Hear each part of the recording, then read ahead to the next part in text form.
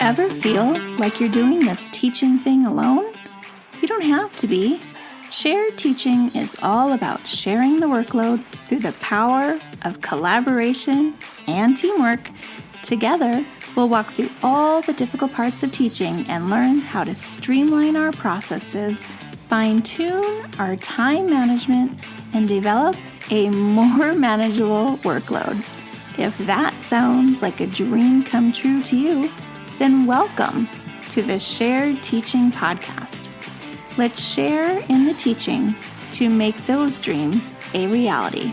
Now here's today's Howdy, welcome back to the Shared Teaching Teaching Podcast. I'm your host, Susan, creator and founder of Shared Teaching, and welcome to episode number 97, where we're talking all about student writing conferences with one of my favorite guests, Whitney from Learning with Crayons. I first met Whitney at a conference, a Teach Your Heart Out conference this past summer, and I just knew I had to have her on the show when I heard her talk all about writing in her classroom. She has some really great ideas on how to run student writing conferences, which we're talking about today. So if you don't know Whitney, you should follow her on her Instagram. She has lots of really great reels and good content, very relatable, and she's at Learning with Crayons, which will be in the show notes. So without further ado, let's go ahead and get started with today's episode. So I want to welcome to the podcast, Whitney from Learning with Crayons. Thank you so much for agreeing to come here today. Of course. Thank you so much for having me. I'm so excited. Me too. I've been looking forward to this for a while. Yeah. I'm glad we finally got our schedules going and we can finally talk. You're a busy girl. I know. We're all busy, but things are starting to get back in routine. Everything's good. I'm so happy. Right. So how many weeks have you been back in school now? Is it just a couple or? Yeah. Well, we just marked day 10 on the calendar. So, okay. So very new. Very new, very fresh. But yeah, so far so good. I'm teaching a 1-2 combo this year. So I have half first graders, half second graders in one class. So is this your first year doing a combo? No, this is my fourth combo. Oh, wow. You're a pro. Yes. Loosely, I guess. So today we're going to talk about writing conferences, which writing is one of my all-time favorite topics, I think, because there's so little out there to help support teachers with their writing, especially since there's not a whole lot of curriculum out there that doesn't embed within, like, write about this science text. Yes. So I know you got a really good system for your writing conferences. I try. I mean, I definitely, how I do writing in my classroom is I really try to do a piece a week. So we kind of start with like a planning. So for example, next week, we're going to be doing narratives and we kind of start with that planning piece. And then as they get going with their rough drafts, I really like to meet one-on-one with each student. And it's very time consuming. I know that I have 26 students. I'm sure you talk to a lot of teachers that have tons of students. Right. Yeah. But anywhere over 20 seems to be normal now, unfortunately. I know, unfortunately. But I feel like writing is really best taught when you have that one-on-one time. And of course we have to make that time. Right. So when students, feel like they finished their rough drafts, I call them back and I have them read it to me. And when they're reading me their work, I feel like, one, I can see where they're coming from, their thought process, kind of what they think they're saying. And two, I can immediately correct and support the need right in front of me instead of using an example that might not be theirs. So not only am I, correcting their spelling or their punctuation, but I'm also able to kind of tailor and hone in their writing thoughts. Because as we know, a lot of students like to write the way that they think. And sometimes they think in a lot of run-ons. So just being able to listen to someone reading your writing also is a great learning opportunity for students. So I really feel like the value of that is so important, even for our younger students, learning those foundational skills. Right. I agree. So do you have like individual goals for each student when they come to you for your conferences? Like, is there already like a predetermined thing that they're working on? Not necessarily. I think more of I might tie it into what we're doing if we're working on apostrophes in our centers or something that week. I might look to make sure that they're able to apply those skills directly to their writing, whether it be, with first and second grade now working on correct capitalization. So knowing they're not just throwing capitals in the middle of sentences or things like that. So I might say in that aspect, I have goals because then it shows what I'm learning isn't just in a box. They're applying it to everything they're doing throughout the day. I think for the most part, the hardest part about writing is actually doing it, getting students' thoughts from their head to the paper.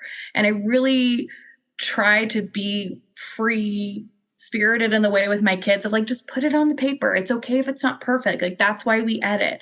That's why we do this. And it's not easy. I know that. And we know teaching writing and doing writing, even as adults, getting our thoughts on paper is hard. I mean, even texting, I'm like voice texting all the time now these days. So it's just being able to instill that process in my kiddos of getting their thoughts down is really my huge goal and primary. It's like, you want to get those thoughts from your head to the paper. Right. And then my job as a teacher is to help you get it in a way that makes sense for your reader. So true. So do you ever have them pair up like as writing partners to like read each other their work? Definitely. Yes. Sorry, I was going to say something and then I'm going to say it now. So okay. I definitely do that. I try to do that before they meet with me. And this is usually like we start this kind of like the middle of the year, because then at that point, they're kind of used to me reading their writing and what it should sound like. And they will have that peer to have that listening ear that I've kind of quote trained them to have. So I definitely think that that's a good step for them before conferencing with me, because then they can kind of start their self-correcting journey as well. So that's important. So how quickly are you starting off your writing conferences? Since you just got back to school, I'm sure you're not doing it yet. No. So, well, next week we're starting our first writing piece, our first narrative, paragraph. Right? Yeah, we're going to do narrative. And so I usually do like the first day where we plan together and we talk it out. And in an ideal world, we would write our rough drafts in a day. And then I like to do writing in the morning because I feel like we're freshest. After lunch, no one wants to do anything after lunch. So I want to do all the hard work, all the mental challenges in the morning. And then when students get back from lunch and they're doing more independent tasks, that's when I can pull kids back and start those conferences. Because the hardest part of that is, oh my gosh, I have a huge line to meet with Mrs. Ramirez and this and that. And so sometimes, depending on how quickly people finish, I can meet with them right on the spot. But other times I might be like, put your paper in the basket and I'll pull you over when it's time. Because that, I think, is the true challenge for me, is knowing how long can I keep kids waiting without it being like, oh my gosh, now they're just fooling around and causing more of a problem than it would be if they were doing X, Y, Z. So you're not necessarily doing your conferences during like a set writing block. In an ideal world, I would get most of them done during that time. But I think if my writing block is 45 minutes, I would probably do my lesson and then give them time to write. And maybe like the last 15-ish minutes, I'm pulling kids back with me, because by then I've kind of put out all the fires I need to put out. People are rolling, people are writing. I don't necessarily have people back at the table with me that need help getting started. So I'd probably say the last 15-ish minutes I am pulling kids to write, and then pulling kids to conference, and then I'll usually wrap it up ideally by the end of the day. But sometimes because of the numbers, I can't get them all done in a day. It's so hard. Right. It's so hard. Unless, if they do a great job and I have, you always have your students, you're like, okay, this one's going to be an easy one to grade. And then you have your ones that are like, I'm going to save this guy for last. I'm going to save. So sometimes those ones that I'm like, oh, I need more time, I'll wait for the next day, because then I'm fresh, they're fresh, and it's not like pulling teeth at my conference with them. So how long is your writing time then? In my classroom, I try to have it about 45 minutes. Okay. It's pretty decent. Yeah. Yeah. And the time they're actually writing is probably closer to 20, 25, depending on, how much they're writing or if they're connecting to something. My biggest challenge when I was doing like first grade is always those kids that you're like, okay, read this to me. And they're like, and they have no idea what they wrote. So how do you overcome that hurdle, I guess? Because it does happen. It really happened. I mean, especially the ones that I feel like I have ones that can read out of a book perfectly, but then when it comes to reading back their own work. So I kind of try to, it really depends on the kid. If it's a kid who's being like genuine, like I don't know, then I try to go through like different phonics things with them or be like, okay, so what do you think you were trying to say here? And then I might write it above what they wrote. Okay. If it's a student that does not care and you can tell they just don't care, then I sometimes will be like, well, what if I gave you an assignment like this and you couldn't read your assignment and then you couldn't do your work? That's kind of what's happening to me. I can't do my work and I can't help you. So obviously there's both scenarios. But I think in first grade specifically what I'm seeing, because I forget they're babies. They're just coming from kinder right now. Really just working on that one sentence goal right now is like the goal. So working on like, okay, where's your natural breath come? Is that 2 sentences you told me with your words? Or do you think that was 1 sentence? Okay, so how can we take those words and put them to the paper? What are some of the sounds we hear in those words? And just kind of breaking it up like that. So it's more natural for them rather than the bus is kind of like that process. Right. Yeah. So did you remember what you were going to say before I interrupted you? Or No, I don't remember. I'm sorry. We both had a long day teaching. It's hot. I'm sweating. What's going on? All good. It's back to school tired, right? I know. It's a special tired. It really is.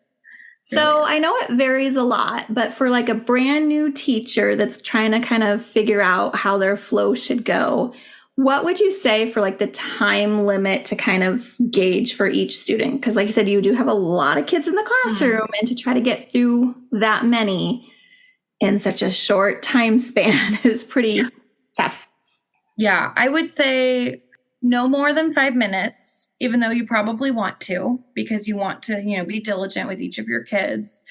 But no, if you do 5 minutes for each kid, that's going to take you hours. Really just making sure that when you're pulling a kid back to read with them, you don't necessarily need to have them self-correct every single thing. Because one of the pieces of us as teachers is that modeling is really going to help our students set them up for better success than if we be like, okay, I'm waiting for you to tell me the answer. I'm waiting. And I know some teachers might be like, oh, well, you're telling them what to do. And it's like, well, I'm telling them what to do. And I'm now in this writing piece. But if next writing piece they come to me and it's done, I've modeled it for them. They have learned it and they've taken it and they've grown. I think you said this before, writing is one of those things that is just so tricky to teach. And there's really no perfect curriculum. And the thing that I've learned over my years is the modeling is the biggest piece. So even if you're conferencing for a couple of minutes and the beginning or the end of it is you showing them, oh, I'm looking for this. Oh, you got a period there. That's great. Love it. Okay. Oh, let's fix that capital letter instead of saying, do you see anything that needs help here? And you giving it to them can model that for them, what they should be looking for, can make the process go faster. And again, you're not doing the work for them because you're not going to do it like that every time, but you're going to show your students like, oh yeah, this is what I'm looking for. So when they turn something into you, they can have the idea already. Does that make sense? It does. I love that you brought that up because it is very true. Like how you model and conference with them at the beginning is so different than the end. Correct. And yeah, maybe you are just focusing on like capitals and what's a sentence. And then as you progress, oh, yep, now I expect you to have these things. And then you can kind of drop that and add something else in. Yeah. And I know like throughout the year, our writing conferences don't necessarily get shorter because we expect the level of writing to go up. But I think the content of those conferences changes, like you said. I'm not necessarily always going to be a stickler for capital letters because hopefully, in January, they're doing that and I don't have to worry about it. Well, and I think every student is just so different that there isn't a one size fits all conference model. And that's the other thing I know before when I was trained in Lucy Calkins, which I know might not be a positive word around here. It was really just like, oh, okay, that's it. And it was a one size fits all for every kid. And we know as teachers that that's not what works and that's not what's best for kids. So some of your conferences might be 2 minutes and some of your conferences might be 8 minutes. And that's okay because every kid is different and every kid has different needs. But I think the biggest piece is when you are reading the students' work to them and with them, it shows you that you care. You're looking for these things and you're holding them accountable because it's so easy for kids to just, I wrote a sentence. Well, what's it saying? Well, I don't know. Well, then why would I want to read it? Why would your reader want to read it? So just making that connection too as well when you're conferencing is so important. Right, for sure. Do you have any, I know back when I started a long time ago, we had the conference binder and, you went to every kid and you wrote everything down. Do you do that or are you kind of more, I'm guessing you're more free spirited? Well, I think I used to be like that. Logged. I used to have a binder that was like, okay, so-and-so's mastered this concept, this concept, this concept. But mastery isn't necessarily like, they did it this one time on this one paper. And I realized that's what I saw myself doing was, I was only looking for that standard and that one activity. So instead of, I just didn't like that mentality that I had because we want our students to, like we said, grow across the board, not just in one assignment or one activity. Does that make sense? Yes. Okay. Yeah. But I will say I'm a little more free spirited in terms of my job is to have students build a passion for learning. And if I'm seeing that in their work and they're happy to come to school and they're engaged, that's more important to me than, you got 100% on your rough draft kind of deal. So, right. Yeah. Do you grade rough drafts since you just brought that up? Grading rough drafts, I do not necessarily unless it's either. Yeah, I mean, I have an expectation for all my students. Obviously, that expectation changes based on the student and who they are. But, there are some kids at the beginning there where I'm a scribe and I am writing down their thoughts and to show, and I'm still making them do a final draft and they're writing down my thoughts because this is a process and some kids can't. And so that's why I help them and some kids won't. And we as teachers, we know the difference. We can see the difference. But I think it is important to have a rough draft. Grading them, not so much. But, we all have our rubrics if you need them. But, yeah. Right. And, rough draft is called rough for a reason. I mean, I wouldn't expect a published author to, get a grade on the rough draft necessarily either. It's, it's like their practice trial run. So I like to teach my kids the same way of that same mentality. Well, we want to build that love for writing because writing's hard. It's hard. It's not fun. And if we're, being sticklers about everything, even a rough draft, what's going to make our student, why would they want to keep doing it? So now do you offer your kids a choice on the writing topic? Because you said you start rough drafts, let's say Mondays, and then are they finished with the published piece by the end of the week? So I would say we do planning on Monday. We start our rough draft Tuesday, Wednesday-ish, depending on our timeline. Based on that, I'll say the rough drafts are done and edited by Wednesday, Thursday, and Thursday, Friday, they're doing their finals. I usually like to display their writing with a directed draw. So in there, we've done a kind of drawing that's going to be the cover of their writing. And I display their final drafts in the classroom because I want them to see, I'm proud of this. This is up for people in our classroom to come see. So they have that ownership as well. So I would say with if I had less students, I probably could crank out more than one piece a week, but that's not. I think one piece a week is really impressive. I do about like Yeah. 3 in like, I don't know, like a 5-week span, maybe 4 to 5 Well, I weeks. just remember being a student and feeling like sometimes the writing process took forever. And I didn't like random things in my folder that we weren't done with, or, that I had in there for weeks. And so as a teacher, I don't really like that feeling either. When the week is over, I want to wrap up most of it and be done with it and move on to the next thing, because not only does that help my brain stay organized, I feel like it's going to help my students as well, because we're not constantly finishing things from weeks and weeks ago. Right. But obviously things take a process. In first and second grade, we're not writing more than 2-3 paragraphs. So we're not writing, huge reports. So yeah. Well, I always do like, I guess I call them like more like mini writings, maybe like gearing up to the published piece.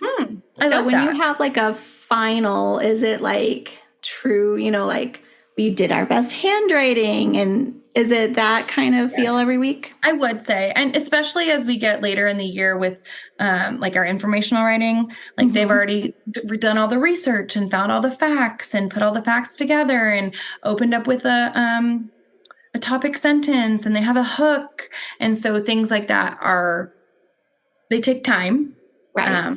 but they can do it much easier in May than they can in October. Very true. Yes.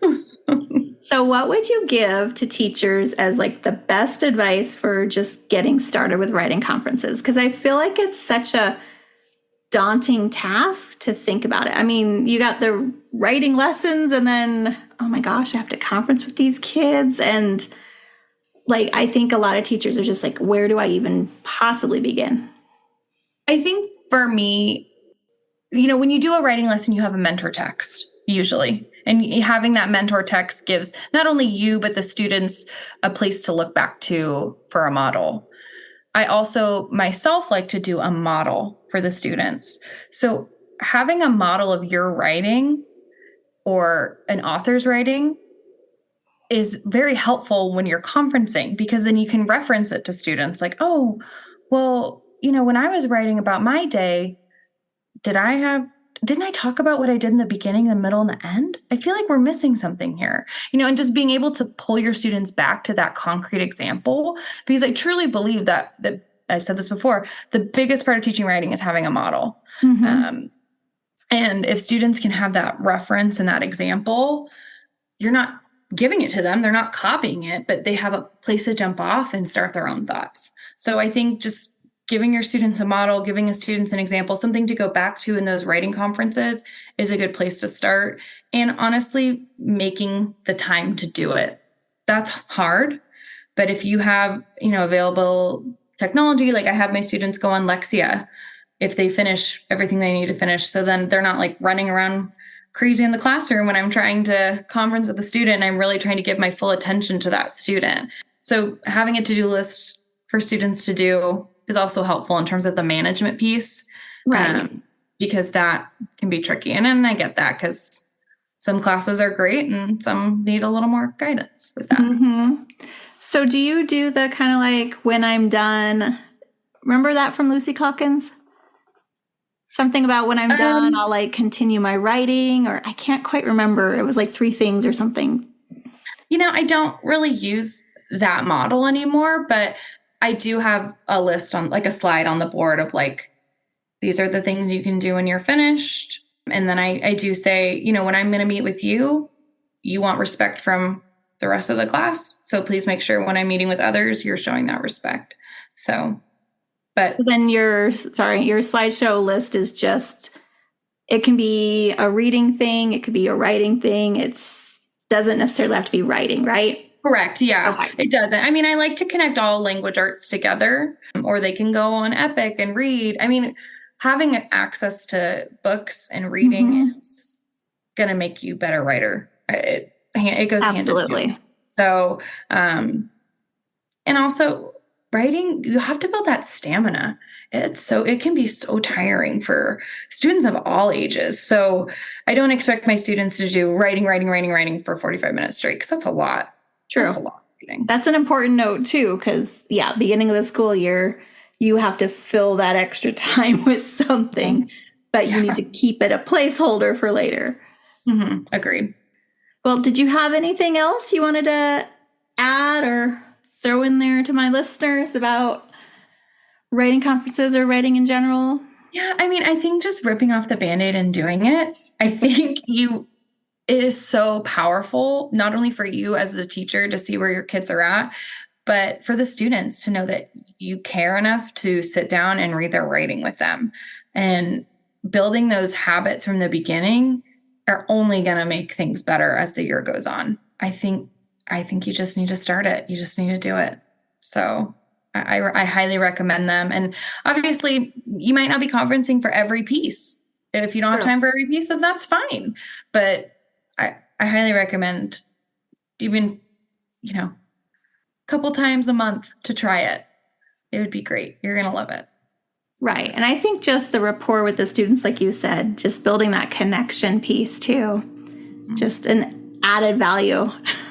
Well, and then when they come to you with work that's amazing or it's not their best, then you know them as a learner and you're able to hold them accountable. So true.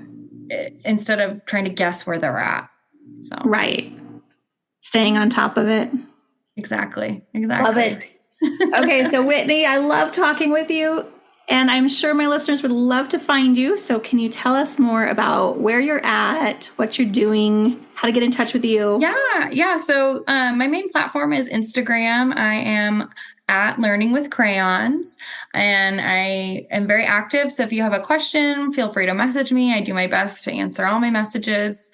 And I try to put a lot of writing stuff on there. I have a couple of writing highlights as well that kind of goes through the process in my classroom, what that looks like. So yeah, please connect with me, reach out. I'd love to help you learn and grow together. Sounds great. And I'll make sure that all that information gets on the show notes so they can find it really easily. So thank you so much for your time today. I really appreciate it. Of course. Thank you. It's just what I needed as I jump into my first writing conferences next week. Oh, awesome. You'll have to tell me how they go. I will. Update. Well, thank you so much. I appreciate your time. Have a great rest of your day. You too. Bye. Bye. If you've loved this show, then join me in sharing the teaching, hitting that subscribe button, and leaving us a review on iTunes, so we can be found by more teachers like you who are ready to start sharing the workload. I hope you've enjoyed this episode. Find new episodes each week on sharedteaching.com. Thanks for listening to the Shared Teaching Podcast.